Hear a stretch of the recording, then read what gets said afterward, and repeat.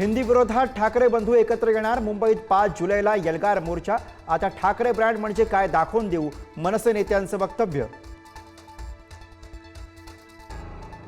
5 जुलैच्या मोर्चाआधी ठाकरेंची शिवसेना मनसेचं मनोमिलन। संदीप देशपांडे आणि आमदार वरुण सरदेसाई यांची भेट। दादरच्या हॉटेलमध्ये एकत्र जेवण, तर आदित्य ठाकरे आणि संदीप देशपांडे यांच्यामध्ये हस्तांदोलन।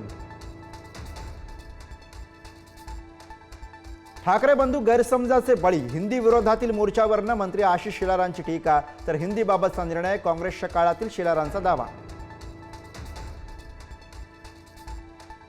शिंदेच्या शिवसेनेचे आमदार विलास फुमरेंच्या ड्रायव्हरला 150 कोटींची जमीन भेट।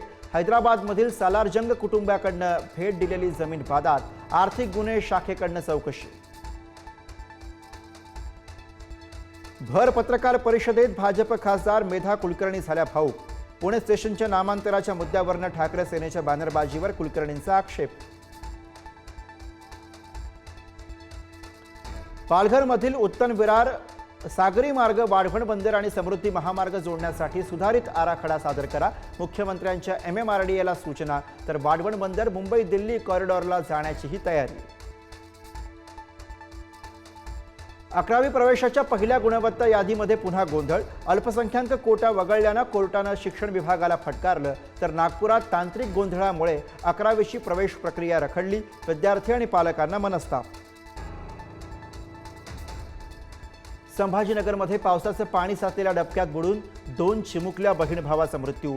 सिल्लोडच्या मोढा गावातली हृदय पिळवटून टाकणारी घटना।